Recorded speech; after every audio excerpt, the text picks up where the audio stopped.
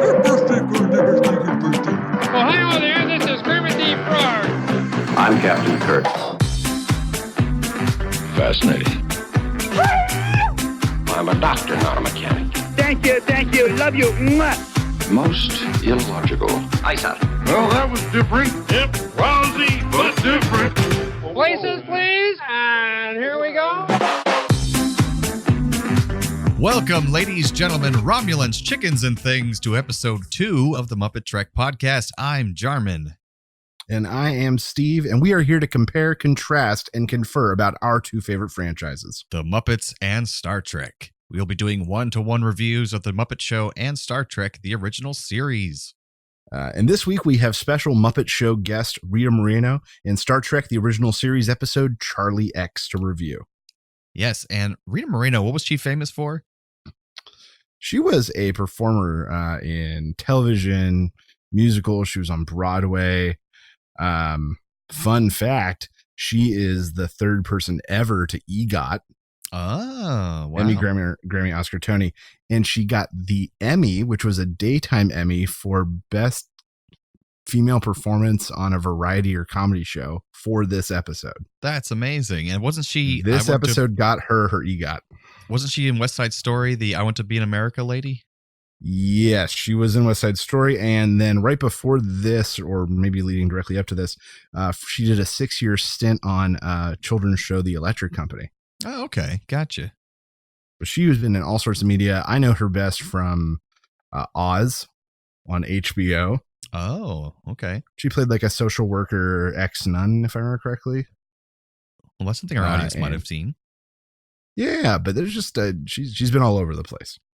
And Charlie X was we'll talk about more later, but it's basically an episode they put out pretty early because it didn't have a lot of special effects. It was like a bottle episode, so they had to sneak it out because it was cheap. It was done first, basically. That's good. I mean, it's good when a show, has cost savings in mind. Absolutely. They had to do it. So I guess first we're going to talk about the Muppet Show episode with Rita Moreno. That's right. This week on the Muppet Show, we have the Muppet Show theme. Kermit introduces Rita, and in the introduction, she is bit by an animal. It's a cute moment. Kermit opens the show with a really terrible joke from Fozzie about 255 dancing bears. Yeah. Dancing elephants. Elephants, yeah. Because they all forgot their trunks. You get an opening number with Rita Moreno. This is actually the first time, celebrity guest host opened. Which was a dance number to the song I Get Ideas, in which her and a male, sometimes puppet, sometimes guy in a giant suit, have a violent dance. It was where they really fight funny. each other. And really well choreographed. They're both getting drunker as they go along, taking shots and throwing each other across the bar and breaking things. It was really fun. The backstage gag for this episode is introduced. A phone rings backstage. Fozzie picks it up. Water comes pouring out. When Kermit asks who it was, Fozzie answers, the water department. This is the running gag for the rest of the episode. We get the very first veterinarian's hospital, and the first time that Piggy is referred to as Piggy. I did hear that. Though in the sketch, it is still being played by Richard Hunt, not Frank Oz. Different voice for sure. You can really hear it. So this veterinary clinic thing is an ongoing thing eventually? Oh, yeah. And it gets bigger and more drawn out. But yeah, veterinarian's hospital becomes a standard for the show. It's probably every other episode at least. Fozzie, and the phone rings again. Smoke comes out. Oh, it's the fire department this time. We have a Muppet News flash in which a man taught a chicken to dance and his wife cooked it for lunch. Big laugh. We get some time in the kitchen with the Swedish chef, which is awesome. And this is the first Swedish chef kitchen, I believe. Mm-hmm. He's making pancakes, and then when they get stuck on the ceiling, he shoots them down with a blunderbuss. Yes. Backstage, phone rings again. Coins start spilling out. Las Vegas is calling. Uh-huh. And then we get at the dance. And at the dance is one of those early Muppet Show standards with the couples dancing and the music in the background and saying these quick little jokes and quips. And it's all flavored around the fact that there's a shark in the room somehow. All these different couples making jokes. Then you get the country trio, which sang a lovely song called Tomorrow. And the country trio is the puppets of Jim, Jerry, and Frank. Jerry Nelson, Frank Oz, and Jim Henson. That's right. Getting to know the names now, man. Yeah, you're going to get there. Then comes the introduction of the Muppephone, which is one of my all-time favorite Muppet Show gags, where this guy hits these little sentient beings that sing out in pain as they play Lady of Spain. Then there's a lackluster and vaguely racist panel show. Yeah. Discussion about if conversation is dying, and Rita Moreno has a really ridiculous accent, and Piggy pretends not to understand her, and Kermit's the moderator. It's really poor. It's a reflection of the time. Right. And I actually had never heard Rita Moreno speak before outside of West Side Story, so I didn't know if that was actually her real accent. And I'm like, this is really weird. But then her next thing, she comes on with a perfectly neutral accent. Yeah. Backstage, phone rings again. Fozzie answers again. Phone explodes. It's the Atomic Energy Commission. Ha ha ha. News flash. He runs on just in time to say there's no additional news. You get the talk spot, which, as I said, is kind of like a hallmark of the show, where Kermit has a moment with a guest. He talks to Rita, and she talks about how she wants to go off script because he's reading off cards. Sweetums comes in and then kind of like sexually assaults her and carries her off against her will. Well, she says, you should put down those cue cards. He's like, what else can I put in my hands? She's like, anything you want. He's like, that's the best thing I've heard all week. And he grabs her and runs off stage. Yeah, it's a little weird. It's a little weird. Then you get Sam the Eagle once again, the morality police, introducing Wayne and Wanda to sing a lovely little ditty, which they just sing approximately one line of before he accidentally hits her in the face and the musical number's over. Then Fozzie goes out, does his comedy act, gets heckled by Statler and Waldorf, goes backstage, the phone rings, Kermit has had enough, he says no more, and Animal goes over and rips the phone off the wall. Yes, the running gag is over.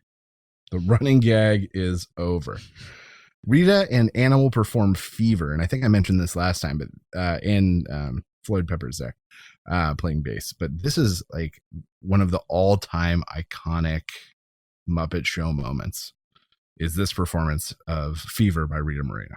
It's a simple bit, but it works. Super simple. They go to the closing of the episode where Rita once again like throws this puppet guy across the stage, and then says it's okay because they had lunch. And Muppets storm out, and everyone waves, "Oh, goodbye!" And that's the end of the episode. That was quite the fast recap. That's right. So as I mentioned, this is the real introduction of Piggy as Piggy, but not quite Frank yet, though Frank does perform Piggy during the panel show. I thought it sounded a little better.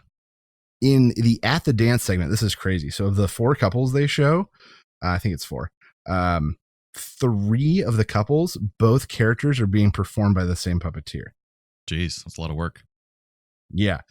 It took me watching this, but of the duos, almost all of them were the same voice actor. Like Frank was both, Jerry was both, to the point where I had to look it up to confirm. But it's just crazy, the amount of talent. They need more people working on the show. Well, it was the cast got bigger and they brought in more people as the show progressed. But right now, this is actually pretty small scale. Yeah. And then as I mentioned, the country trio, that is the Jim Henson, Jerry Nelson, and Frank Oz puppets. They're all kind of like various dirty old hippies. Yes. It was a good number. Which coincidentally is what they all kind of look like in real life. This is also the first episode where you get Jerry Nelson singing. And I bring this up because when we recapped the Muppet episodes, I play on Nerds, you had a lot of issues with some of the singing quality. Mm-hmm. And I'm excited for you to get like Jerry Nelson, who was an aspiring folk singer. Yeah, because all the 2 guys singing in the trio were both good singers. It sounded really good. Yeah, and the other guy was Jim. Right. So I'm really excited for you to maybe get a good taste for Muppet singing. Yeah. In the Muppet Show. And also, I recommend everyone just, at least on YouTube, look up the Rita Moreno Fever performance. It starts off really sexy and sultry. She's a good-looking woman. But then Animal's basically ruining it with his drum playing. And it's cute and it's funny and sexy at the same time. Who figured? So in the small breadth of Muppet Show that you've seen, what did you think about this episode? This felt very solid, very put together, polished even. And that's a question I had for you, because in the section where Rita Moreno talks to Kermit, she says, "Oh, I just want to let you know that I love the Muppets," like as if they've been around a long time. Like, how would Muppets have been around a long time. The Muppets were Jim's creations. But just seen on They'd like appeared specials and on stuff. SNL and late night. They were huge on late night talk shows. That's right. Okay. Performed all over the place. They were in commercials. They were a known entity. They had television specials and. Gotcha. That's right. This is yeah, like big thing. Yeah, this was just the Muppet Show. Gotcha. But the Muppets were already very much an existing entity. It's like when the Geico had those caveman commercials and they were so popular, they tried to make a Geico caveman TV show and it just flopped terribly. Oh, that's right. That happened. It did. I think Nick Kroll was actually the star of it. Really? Yeah, he was the head caveman. The head cave. That's a part you always want. Were there any parts of this you liked less? Yeah, I agree that even though that the panel discussion show talking about the death of conversation was vaguely racist, it was still really well done. I thought it was kind of fun. There was a lot of puns, and I love puns. This whole episode is riddled with puns, and I just loved it. One to the other to the other. Oh, you're gonna love Veterinarians Hospital. Yeah, it was great. They're just pretty much all. They're so corny, dad jokey. It's just wonderful.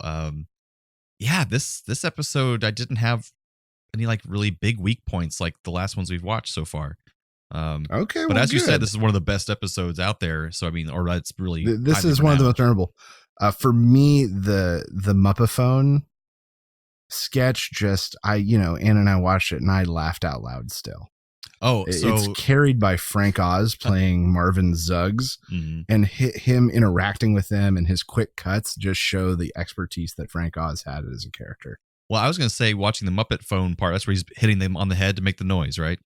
Yeah. Well, at first I was like, this is kind of dragging a little bit. It's all right. I get the joke. It's cute.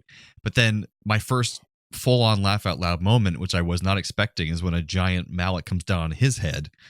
And I'm like, I just started laughing. I was like, oh, I was not expecting that. It was actually really funny. So yeah, there wasn't really like a weak point in this episode to me. Good. Yeah. Well, hopefully that holds. It won't, probably. Well, from episode to episode, we'll see. Well, so far there's good hosts. There are some hosts that are like, you can tell are even weird for them. Right. And there's a spat where Jim brings on other experimental puppet people from like around the world. And those episodes are also real weird and slow. Yeah, I guess he wanted to give, some affirmation to the fellow puppeteers, which is good. But yeah, that crap went away, I think, after season 1, pretty much. Not for everybody. No. So yeah, that's been the Muppet Show. Jarman, let's talk about the original series episode we watched. All right, so we got Charlie X. This is a fairly, well-known, popular episode. If you're a light Trekkie, you know about this one because early on and considered really good. It's DC Fontana's first episode, which is a popular writer for the show, female writer who recently passed away. And what's funny, I'll say before we start talking about the episode, is that the guy who plays Charlie in this episode died within 3 days of DC Fontana just a month ago. I saw that he just recently passed, actually. Yeah. So within 3 days of the writer of this episode, they both died. Wow. But anyways, they led long, full lives. It's great. So we have the Enterprise, which meeting with a vessel Antares to take over a charge of their ship called Charlie Evans, who is a sole survivor of a transport ship that crashed on the planet Thasus. And apparently he lived on that planet by himself for 14 years. They don't know how, but he had a computer there, so he had the ability to learn the language, learn English, and learn about history a little bit. But he's very socially awkward and strange. And the captain of the Antares is very odd when he's dropping off Charlie on the Enterprise. Like, no, you take him. We've got to go. We can't stay. And, Kirk's like, oh, all right, that's fine. So they have Charlie go under an investigation or examination by Dr. McCoy to make sure he's all right and up to par. And he's very healthy. He seems to be fine. But the boy just tells Dr. McCoy strangely that he wants everyone to like him. I want everyone to like me. Do you like me? And he's like, well, sure, I like you.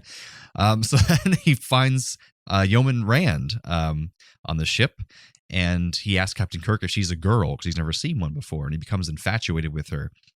He gives her a bottle of perfume that happens to be her favorite scent, which is very strange. She doesn't know how he got it. He sees a man in engineering slap a fellow engineer in the butt as he walks away, jokingly. And then so later on, he does that to Yeoman Rand, and she says, you can't do that to me. So he's very confused by social norms and that kind of thing.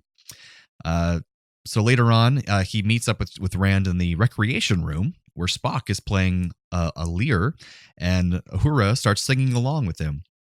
And Charlie's annoyed that he's being made fun of in the song. So he makes her a gag where she can't sing anymore. She can't talk, and no one really knows that it's him that's causing that yet. But we're starting to notice that Charlie has some strange abilities and strange powers. He doesn't like that he's not getting attention, so he starts doing magic tricks to impress everybody, and the magic's a little too magical, so that's strange as well. The Antares tries to submit a message to Captain Kirk to warn him about Charlie now that they're far away, but Charlie cuts it off before it can happen, and he blows up the Antares. And they don't know that yet, that he's the one who blew it up, but he does it with his powers. So McCoy encourages Kirk to be like a father figure to Charlie, to make him a little more sociable. So he takes Charlie down to the gymnasium to have a little wrestling and fighting instruction, which is very odd by itself, and see some Kirk shirtless and in tights. And one of the other people in the gymnasium starts to make fun of Charlie, laughing at him. So Charlie makes him disappear right in front of Captain Kirk, which of course freaks out Captain Kirk. So they call security. He makes the phasers disappear all over the ship so they can't attack him.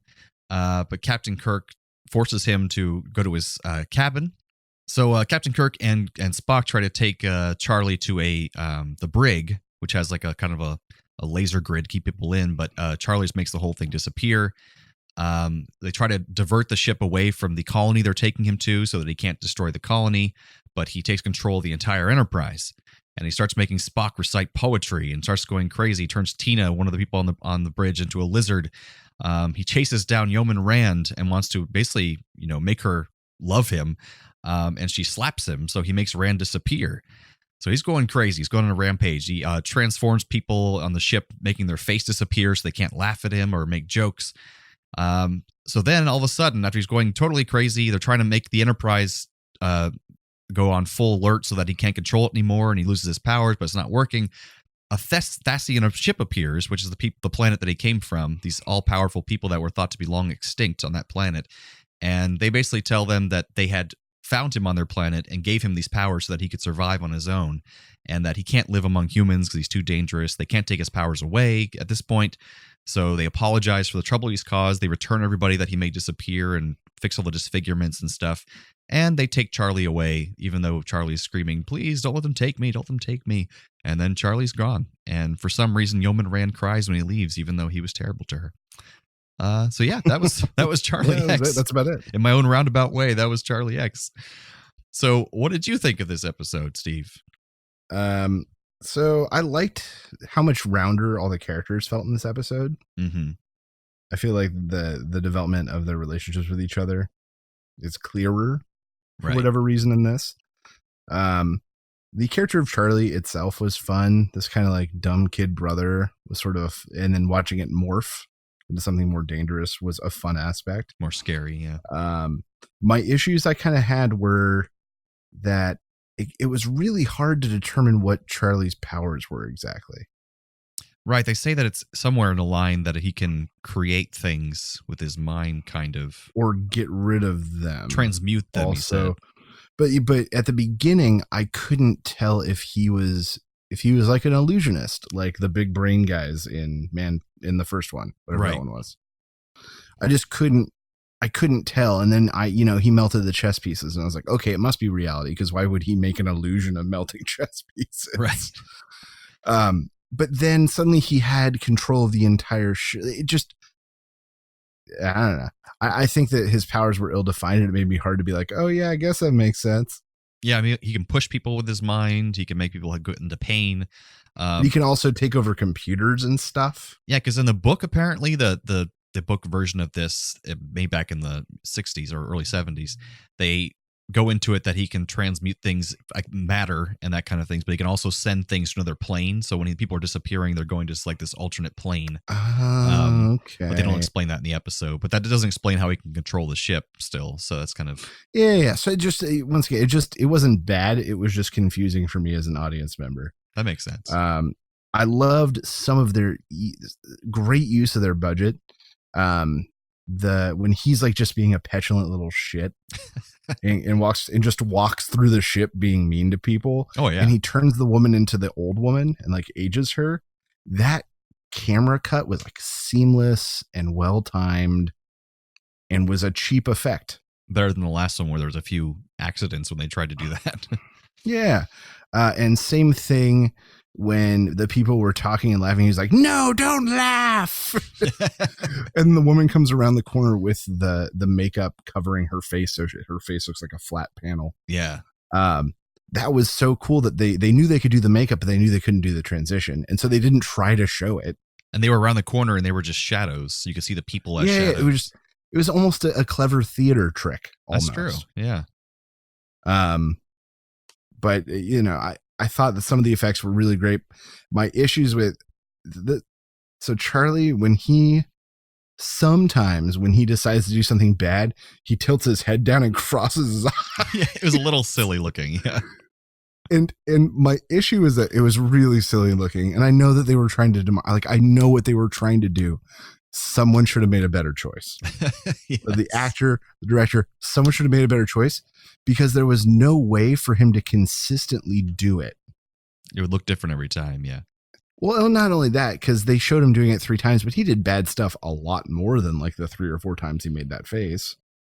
But only and so because of that, there was no way to show it, because it was such a big jarring thing for him to do. Like every time he did it, it like stopped the show for 8 seconds while they showed it. It looked like he was constipated or something. Like, what? He's not used to Taco Tuesdays on the Starship Enterprise. This is all new to me. Stop laughing. Should I not have eaten all that hot sauce? No, you shouldn't have. And don't slap people on the ass. That's considered bad, Charlie. Too much hot sauce is very bad. Well, apparently the guy was a method actor, the Charlie actor. Okay. He was 26 while he's playing the 17-year-old. Yeah, the 17-year-old. But he was actually 26 when it came on. He looks really weirdly old but young at the same time. It's kind of weird. He's like 13 or 30. Yeah, exactly. But apparently he stayed in his dressing room and didn't react with members of the cast, so this would help his characterization of being strange and aloof. I think he acted the hell out of it, I thought, for a 26-year-old. But yeah, I did like this episode. I certainly liked it better than the last one. Gotcha. Without a doubt. Everything just felt so much more rounded out. And it's only going to get better in that regard, too, because so you'll see more. There was no Scotty or Sulu in this episode, and they kind of Chekhov doesn't exist yet, right? Yeah, he's season 2 comes in. Okay. So yeah, and then there's another weird thing is that they in the future there's always on these episodes there's the replomats, the replicators that make food.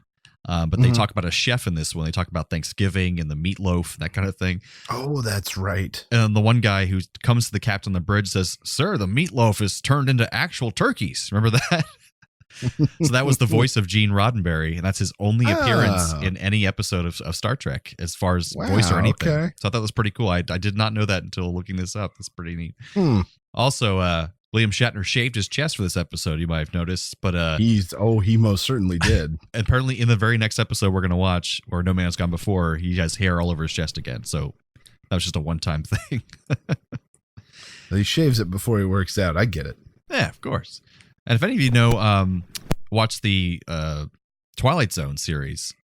Did you watch the old Twilight Zone shows? I know that he's on the thing on the wing. Oh, yeah, but there's a Twilight Zone episode called It's a Good Life. It's all about a boy who has these powers, so his parents and everybody's terrified of him and tries to be so good to him because they're afraid he's going to make them disappear. Maybe. So I remember something from The Outer Limits that was like that, maybe. Yeah, it was 1961, I believe, is when it came out, so it inspired this episide a little bit, too. So, okay. That's pretty cool. But I think both of us agree that they're forming into the shows they're going to be for the rest of the time. Yeah, we're each getting closer and closer to like what I think we're both thinking of as like the good times. Yeah, the good streaks. So, what similarities did you find between these two episodes? All right, so both feature a man slapping a woman's butt.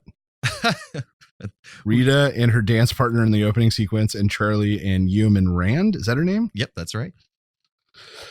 Both involve someone being thrown to the ground, the opening number again, and then the sparring between Kirk and Charlie. Fair. In both, someone uses a communication device which explodes. That is true. Fozzie and the telephone, and then Uhura and her panel. That's so funny. And both have musical numbers featuring string instruments. I had that one as well. They both include a song and dance number, basically. Oh, that's something else I liked about this episode is you got to really see Uhura and Spock and like her flirt and that's him a great kind of thing. get out of his comfort zone. It was really nice.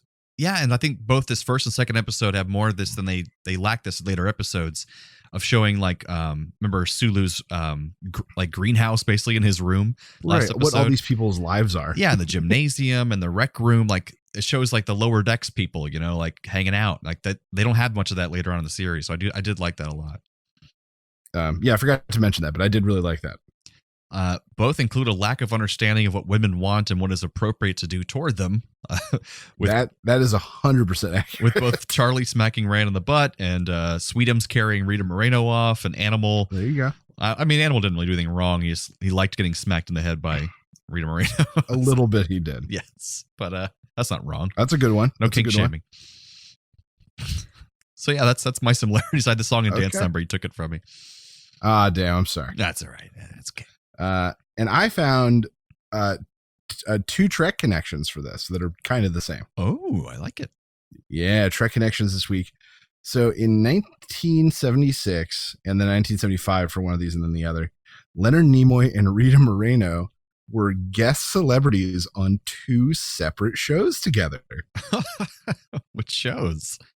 So Leonard Nimoy and Rita Moreno, as well as Andy Griffith, were the guest celebrities on an episode of the Captain and Tennille show. Oh my God. Which ran from 1975 to 76, I think, or 76. It only ran for like a year. Will keep us together. And then sometime in that same era, Rita Moreno and Leonard Nimoy were both the celebrity contestants on the $10,000 pyramid hosted by Dick Clark. Oh my gosh. Oh, that's amazing. So they've met each other. Trek connection. Oh, they definitely knew each other. That's pretty awesome. Yeah, there you go. My headcanon is that connection. they got it on at some point. Logical.